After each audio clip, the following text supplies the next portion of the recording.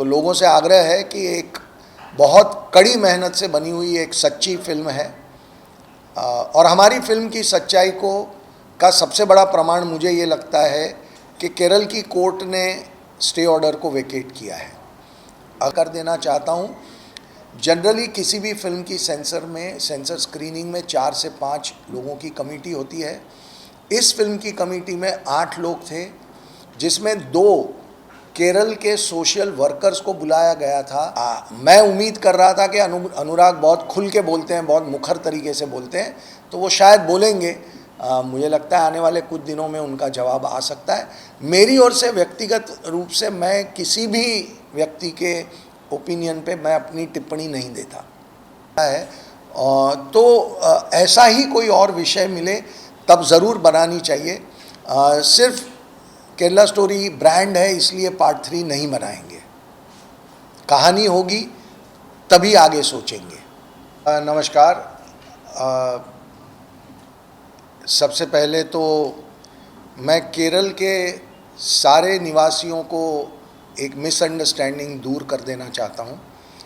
ना हमारी फिल्म, ना मैं, ना मेरी टीम का कोई भी व्यक्ति केरल के स्टेट या केरल के लोगों के अगेंस्ट हैं।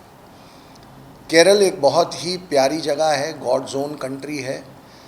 लेकिन गॉड जोन कंट्री में अगर कुछ गलत हो रहा है तो वो लोगों तक पहुंचा के उस गलती को ठीक करना, ये हमारी कोशिश है।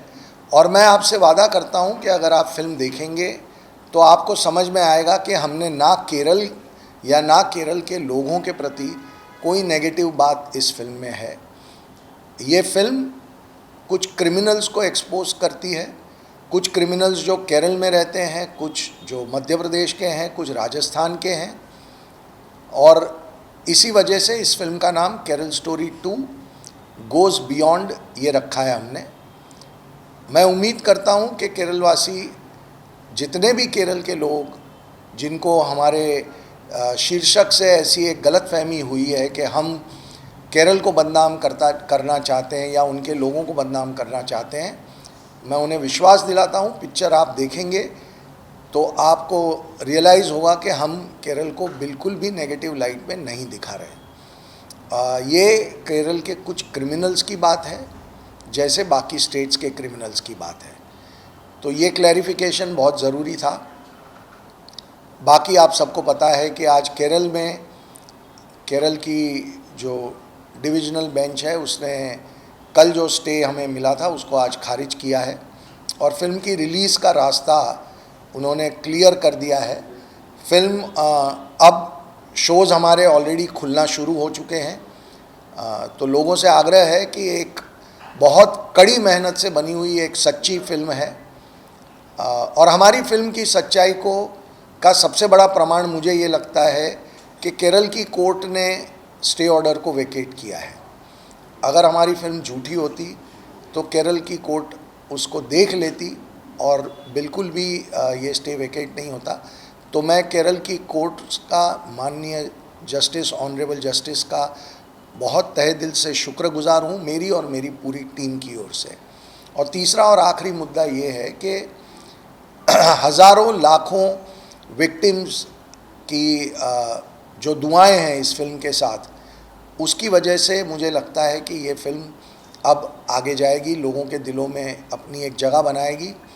अभी दिल्ली में हमने एक इवेंट किया था जहाँ पे हम करीब 50 के करीब विक्टिम्स को ले आए थे ताकि हम लोगों को ये बता सकें कि ये रहे विक्टिम, ये कोई मनगढ़ंत कहानी नहीं है, ये कोई फिक्शन नहीं है, ये रियल कहानियाँ हैं। और उन लड़कियों में से कुछ लड़कियों ने अपनी कहानियाँ बताई भी। एक माँ ने अपनी कहानी बताई जिसकी बेटी को पॉइंट ब्लैंक रेंज पे शूट कर दिया गया।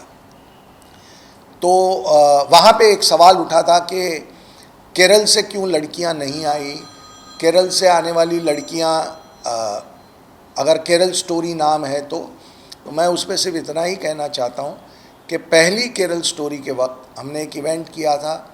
केरल से 26 लड़कियाँ आई थीं, उन्होंने अपनी कहानियाँ बताई थी।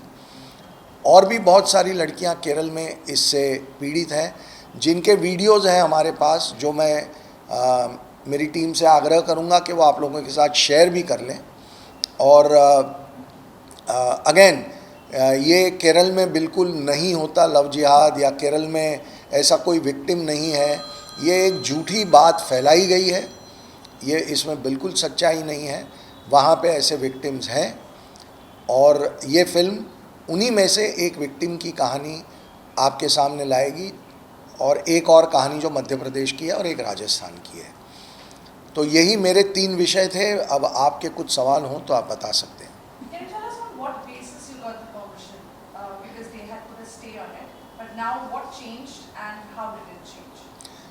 Basically, see, I'm not a legally very smart guy. I don't understand law that well. But what I do understand is that, and I was not even present in the hearing, I was in Bombay. But what I do understand is that our stand was convincing enough for the Honorable Justice to, both the justices, to revoke the ban. Finer details, even I would love to read the order to understand. The order has just come, it's a long order for me to read, so I will take some time to read it. But what I do understand is that they were convinced that what our side was saying was the legally correct side.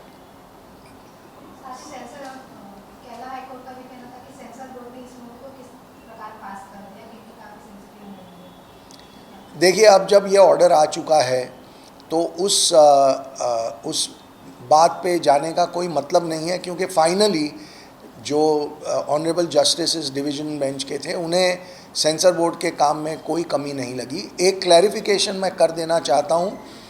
Generally किसी भी film की sensor screening में 4 से 5 लोगों की committee होती है। इस फिल्म की कमेटी में 8 लोग थे, जिसमें 2 केरल के सोशल वर्कर्स को बुलाया गया था, खास सो दैट केरल का अगर रिप्रेजेंटेशन गलत है तो वो उसे करेक्ट करवा सकें। एक दिल्ली से प्रोफेसर बुलाए गए थे जो सोशियो पॉलिटिकल सब्जेक्ट्स के एक्सपर्ट हैं। इन 3 एक्सपर्ट्स ने इस फिल्म को देखने के बाद जो भी एक लंबी चर्चा हुई, उसके बाद उन्होंने इस फिल्म को सर्टिफिकेशन दिया है।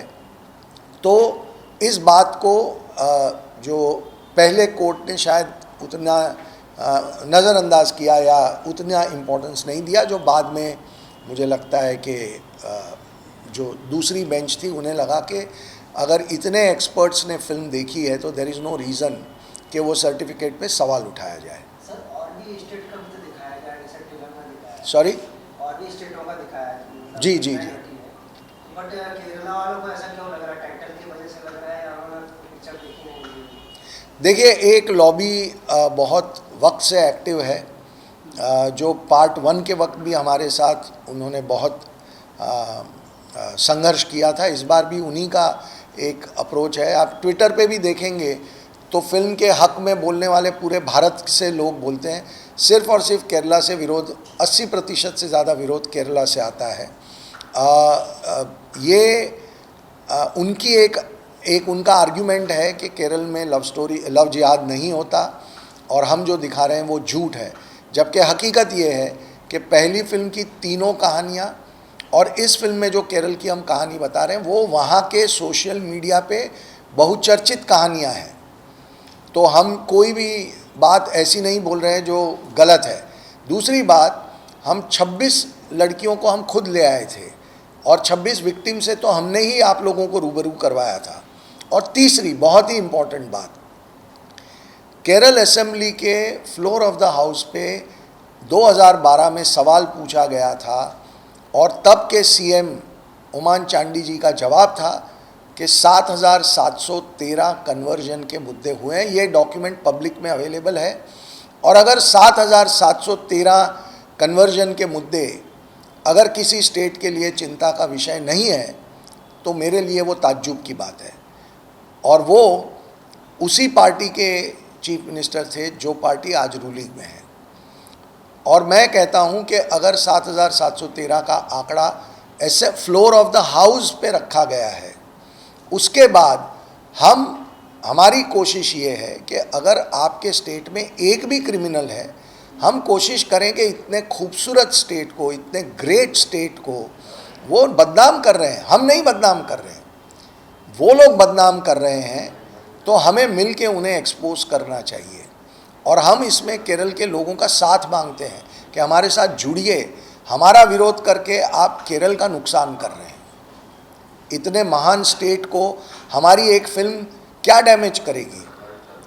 It's one of the greatest states of our country, culturally, heritage wise, उसको हमारी एक फिल्म नहीं डैमेज कर सकती। लेकिन अगर हम डिनाइल में रहेंगे और अगर हम ये बात को मानेंगे नहीं कि यहाँ पे कुछ क्रिमिनल्स हैं, एक छोटा तबका ऐसा है जो ये हरकतें कर रहा है और उन्हें हमें एक्सपोज करना चाहिए, तो आप केरल के साथ नाइंसाफ़ी कर रहे हैं, हम नहीं नाइंसाफ़ी कर रहे हैं। बॉलीवुड की इंडस्ट्री आपकी साउथ की इंडस्ट्री से कितना सपोर्ट मिल रहा है? क्योंकि डायरेक्टर एक्टर जो अनुराग कश्यप हैं, उन्होंने आलोचना की है मूवी की। उन्होंने कहा है कि बीफ पराठा इतना इजी, कोई खिचड़ी नहीं खिला सकता जितना इजीली वो दिखाया गया कि बीफ पराठा खिलाया जाए। देखिए, मैं अनुराग जी के बारे में मैं कोई व्यक्तिगत टिप्पणी नहीं करता, उनका अपना ओपिनियन है। और मेरे जो दिग्दर्शक हैं उन्होंने एक बहुत अच्छा मुद्दा रखा था, उसका जवाब अभी तक अनुराग जी के पास से आया नहीं। अनुराग जी ने एक पिक्चर बनाई थी गर्ल इन येलो बूट्स, जिसमें एक पिता और पुत्री के अनैतिक संबंधों की बात थी। तो जो व्यक्ति एक पिता और पुत्री के बीच में एक फ़िज़िकल रिलेशनशिप की फ़िल्म बनाते हैं, क्या उनकी ऐसी किसी टिप्पणी को गंभीरता से लेना चाहिए? ये कामाख्या जी ने सवाल खड़ा किया था। मैं उम्मीद कर रहा था कि अनुराग बहुत खुल के बोलते हैं, बहुत मुखर तरीके से बोलते हैं, तो वो शायद बोलेंगे। मुझे लगता है आने वाले कुछ दिनों में उनका जवाब आ सकता है। मेरी ओर से व्यक्तिगत रूप से मैं किसी भी व्यक्ति के ओपिनियन पे मैं अपनी टिप्पणी नहीं देता। सर, कामाख्या जी के साथ एक छोटा सा पिक्चर था, ट्रेलर रिव्यू के लिए बोल रहे थे सच्चाई का इट्स जस्ट 20% हार्डली। अगर ये 20% आप दिखा रहे हैं तो 100% क्या होगा? और फिर सेंसर बोर्ड 20% में इतना प्रॉब्लम कर रहा है। देखिए, क्या होता है कि उनकी बात बिल्कुल सही है। हमने, क्योंकि हम विक्टिम से मिले हैं, हमने केस पेपर्स पढ़े हैं, हमने कोर्ट के एफआईआर्स पढ़े हैं, कोर्ट के जजमेंट्स पढ़े हैं, पुलिस की एफआईआर पढ़ी हैं। और विक्टिम्स को जब आप मिलते हैं और उनकी बातें आप सुनते हैं, तो आपको लगता है कि इतना तो मैं स्क्रीन पे दिखाऊंगा ना तो लोग अंदर थिएटर में बैठ नहीं पाएंगे। तो आपको उनमें से कुछ चीज़ों को छोड़ देना पड़ता है। आप इतनी बुरी सिचुएशंस होती हैं कुछ लड़कियों के साथ उनकी ज़िंदगी में हुई हैं कि आप उनको दिखा भी नहीं पाएंगे, और दिखा दी अगर आपने तो लोग देख नहीं पाएंगे। और यही बातें हमें मजबूर करती हैं कि इन क्रिमिनल्स को एक्सपोज करना ही चाहिए और इन्हें किसी धर्म या किसी समाज के दायरे में नहीं देखना चाहिए, उनको सिर्फ क्रिमिनल्स की तरह देखना चाहिए। यही हमारा कहना है। 15 कट्स ऐसा न्यूज़ में था, जी। सेंसर में दिए हुए थे। उस कट के बाद से मेन स्ट्रीम लाइन जो अपना स्टोरी का है, उसमें कुछ डिफरेंस आया है या कुछ? नहीं, कोई डिफरेंस नहीं आया है। पर वो कट्स सेंसर बोर्ड ने दिए, हमारे साथ बहुत चर्चा हुई और हमें भी लगा कि उनकी बात में बहुत वजूद है और हमने उन कट्स को एक्सेप्ट किया है। तो पर उससे हमने पूरी कोशिश की है कि उससे फिल्म की कहानी या उसके स्क्रीन प्ले या उसके ओवरऑल नैरेटिव में बिल्कुल भी फ़र्क ना पड़े। You were talking about the lobby. Is this lobby politically motivated, who purposely trying to bifurcate on the basis of religion? I don't know whether this lobby is politically motivated or no. I definitely know one thing, that they are motivated to harm the state of Kerala. In my opinion, anybody who doesn't want to expose a criminal and he wants to stop a story of a victim to come out is harming, or she is harming their own state. If they want their state to be free of all this nonsense, then they should come forward and support this film. But why is it that you are always the target? Because I am the one who's made Kerala Story 1 and I am the one who's made Kerala Story 2. So, and I am a easy target. Films are always a easy target. It's very easy to disrupt a film. they won't be able to do it with many other things. So they want to show their power by disrupting a film. But the good thing is that in this country there is still rule of law, and judiciary is, we have tremendous respect for the judiciary, and judiciary has spoken. No profession, no work can be stopped, and as rightly the Kerala High Court has lifted the stay, but a detailed version has yet to come. So what are your expectations like? I think most important thing for anybody else is to understand the fact that court has lifted the stay, and people can now go and watch the film and experience it for themselves what we have made. And I think that's the most important part. Of course, I'm not a legally very sound person, neither I'm a lawyer. So I will have to sit with my lawyer to understand the detail and nitty-gritties of the order. I just spoke to Kerala Story One director just now. Yeah. And I asked him what is his feelings about the stay being lifted. He was very happy, And now he also told me that his Charak trailer was going to be attached to the Kerala 2 story. Yeah. It was stopped because of the hiccups that came up. Will it still be attached to Kerala Story 2? I don't know, now I can't attach because the film is already released. Attaching a trailer happened much earlier. So I think we missed that date. Kissing scene पर विवाद था teaser के समय और बहुत लोगों ने कहा कि टीजर से हटाया जाएगा, अफवाह फैली। इसका जवाब दीजिए। और क्या सॉरी मैं समझा नहीं। किसिंग सीन पर विवाद था टीजर के समय और बहुत लोगों ने कहा किसिंग सीन पर, हाँ, उस पर क्या विवाद था? विवाद था और लोगों ने कहा कि टीजर से हटाया भी है, जिसका आपने खंडन भी किया है। और ये पर टीजर में तो कोई किसिंग सीन था ही नहीं। 3 लड़कियां अकेले बोल रही हैं। अकेली लड़की किसको किस करेगी? आपने शायद टीजर देखा नहीं है, आपको देखना चाहिए। इसका फर्स्ट शो कब रिलीज होगा? हाँ, फर्स्ट शो कब हम देखने को पाएंगे, मिलेगा केरला स्टोरी? अब बस सब प्रोसेस चल रहा है। मुझे लग रहा है कि केरला स्टोरी अब एनी मोमेंट शो शुरू हो जाएंगे, या तो हो चुके होंगे, लेकिन नहीं भी हुए होंगे तो अब 15-20 मिनट में पूरे भारत में इसके शो शुरू हो जाएंगे। तो जिनको भी लगता है कि ये फिल्म देखनी चाहिए वो जाके देख सकते हैं।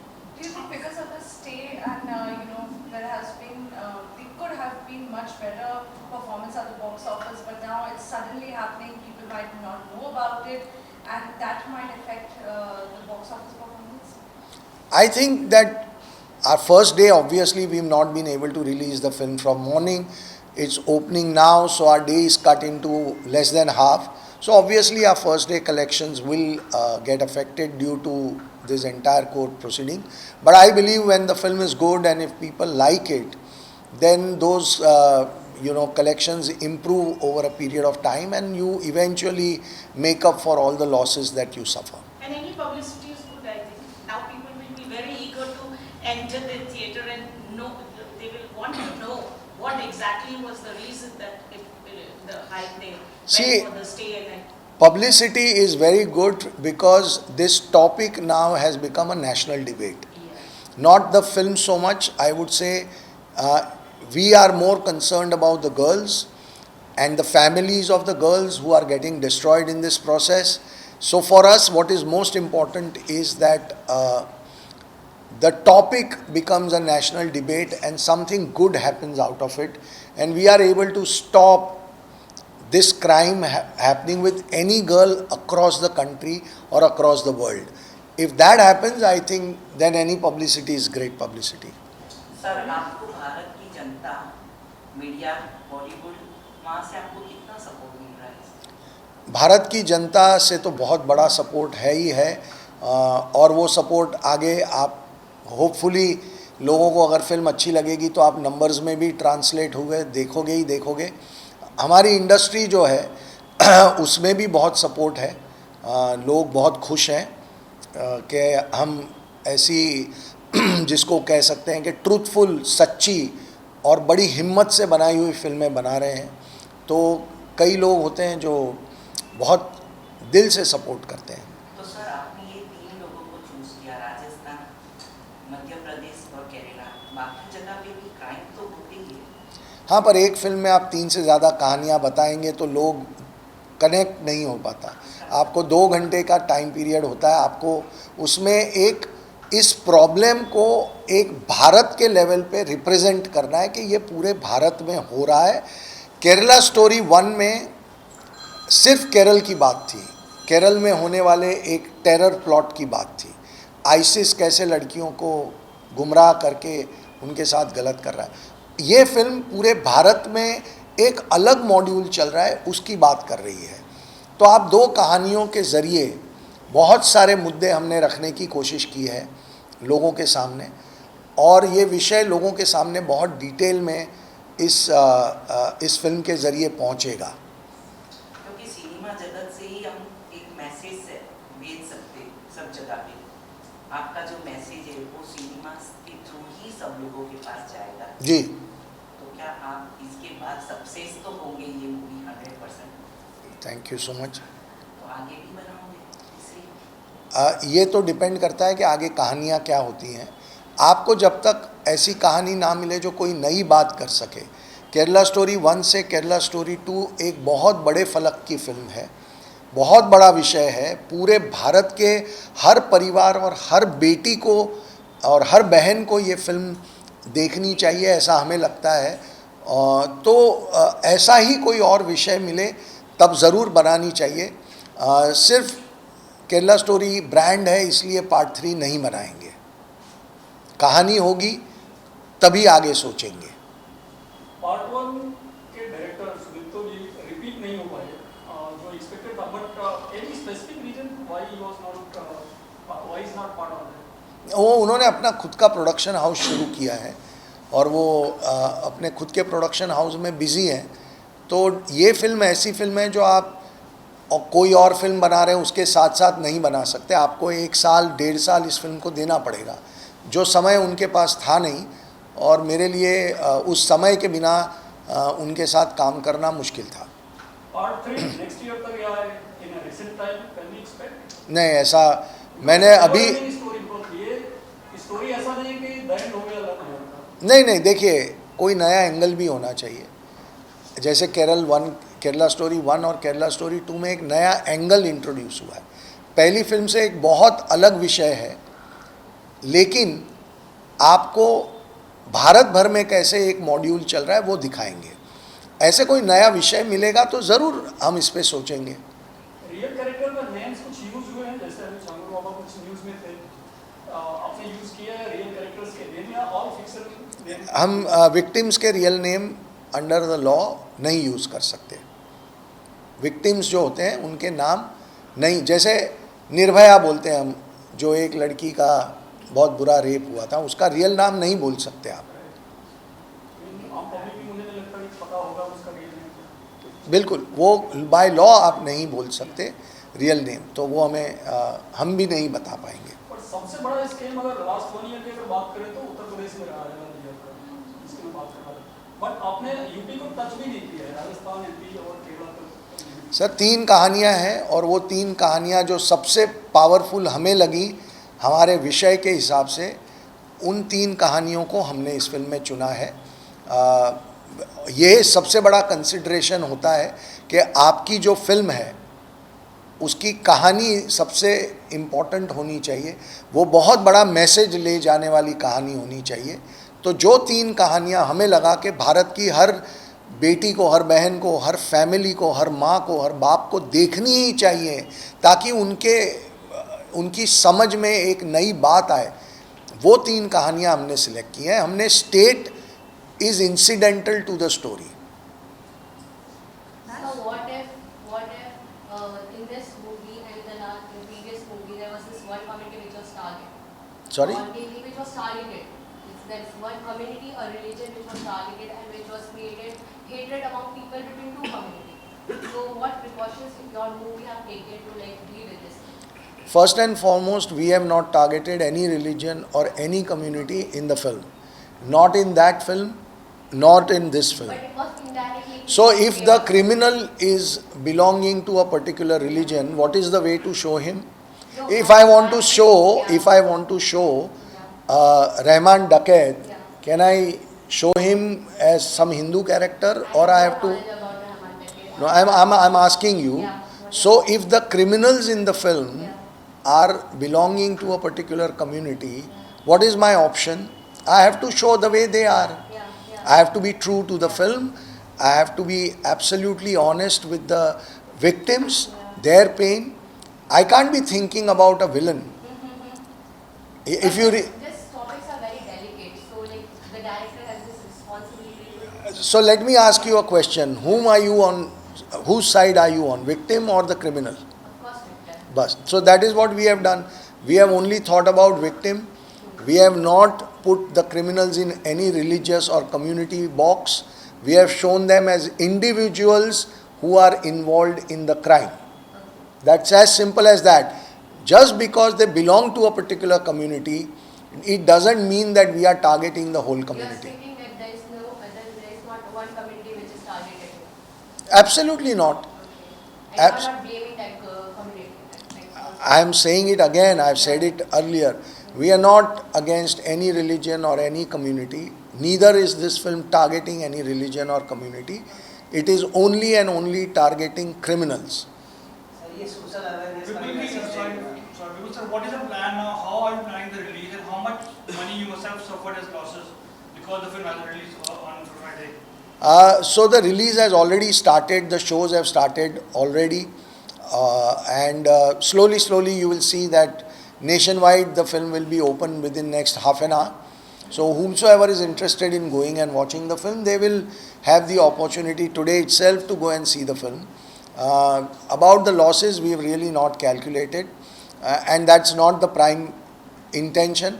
The intention, even at the time of film one, was to show it to maximum number of audiences, and that intention continues. You think this film will this film be not releasing in UAE or Middle East? Yeah, the film is not releasing in UAE, it's not releasing in Malaysia, it's not releasing in many countries.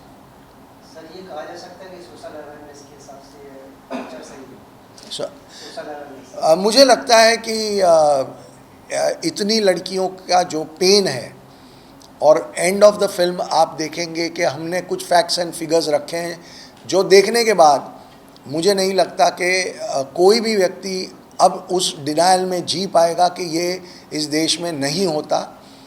उसके बाद हर एक इंसान को अपना फैसला खुद करना होता है. हमारा काम सिर्फ उनको ये एक सच्चाई दिखाना है. उस सच्चाई से वो कैसे डील करना चाहते हैं वो हर लड़की और हर उनके पेरेंट्स के बीच की बात है. Last but not the least, Kerala Story 1 also dealt with a lot of controversies. And finally, it gave a tight slap to the people who tried to put the film on a back step, but it got a national award. Yeah, What are your Two. expectations? two Yes. national awards. We What are hope your expectations with this? we hope that we receive a lot of love from the audience. We also feel that this film is able to impact in a positive way millions of lives, millions of girls, their families, and their life has some positive outcome because of this film. After that, of course, when you work so hard, you expect some reward in the form of awards. If we get awards, it will be great. Generally, our film gets boycotted by all the award functions. The commercial awards like Filmfare and other, they don't acknowledge us. But National Award is different. Much bigger than all these. Yes, of course, much bigger and much better.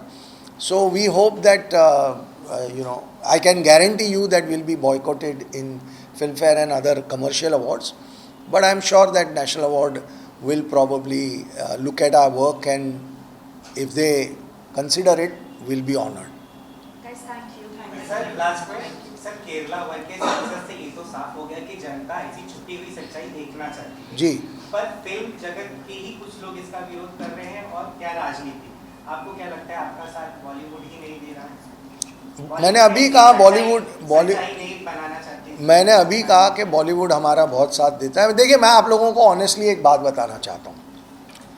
मैं ये नहीं बोलना चाहता था, पर अभी आपने जो सवाल पूछा है तो मैं ये बता देता हूँ. रिस्पॉन्सिबिलिटी एक फिल्म के प्रति सबकी होनी चाहिए. पिछले 2 दिनों से हर मीडिया चैनल ने और हर न्यूज़ पोर्टल ने कभी लिख दिया कि हमारा टीज़र हमें पुल डाउन करने के लिए बोल दिया गया, कभी बोल दिया गया ट्रेलर हमारा पुल डाउन हो गया, कभी ये बोल दिया, कभी वो। तो क्या आज आप सब लोग उसे अपने आप अपनी गलती मान के ठीक करेंगे?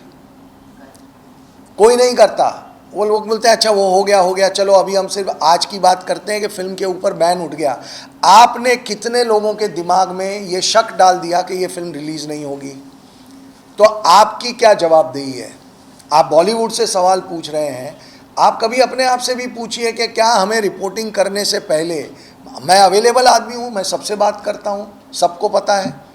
आप में से किसी ने, एक जन ने मुझे फ़ोन करके नहीं पूछा कि भाई आपका ट्रेलर या टीज़र पुल डाउन करने का ऑर्डर आपको मिला है क्या? तो आज मीडिया की क्या रिस्पॉन्सिबिलिटी है? आज आप क्या करेंगे ये आपको तय करना है। क्या आप बोलेंगे अपनी ऑडियंस को कि हमने वो जो 2 दिन तक कंसिस्टेंटली एक कैंपेन चलाया इस फिल्म के अगेंस्ट, वो गलत था, वो झूठ था? सच्चाई ये है, ना कभी इसका टीज़र बैन हुआ, ना कभी ट्रेलर बैन हुआ, और फिल्म के ऊपर एक स्टे लगा था जो आज वैकेट हो गया। ये इतनी सच्चाई है। क्या आप में से कोई बोलेगा? I doubt. तो आसान होता है दूसरों के ऊपर आक्षेप करना, लेकिन कभी कभी अपने आप को भी उस कटघरे में खड़े रख के देखना चाहिए। बॉलीवुड में कोई माफिया नहीं है। मेरी इंडस्ट्री बहुत अच्छी इंडस्ट्री है, मेरी इंडस्ट्री में बहुत कमाल के लोग हैं, मेरी इंडस्ट्री में कोई माफिया नहीं है। हम सब अपना अपना काम करते हैं, जब मौका आता है तो एक दूसरे के साथ काम करते हैं, एक दूसरे को मिलते हैं, एडवाइस लेते हैं, सपोर्ट लेते हैं, और सब कुछ बहुत अच्छे से होता है। मेरी इंडस्ट्री में कोई माफिया नहीं है, ना मेरी इंडस्ट्री इस फिल्म के विरोध में है, ना मेरी इंडस्ट्री ने मेरा कोई विरोध किया है। I hope that clarifies. Thank you very much for coming.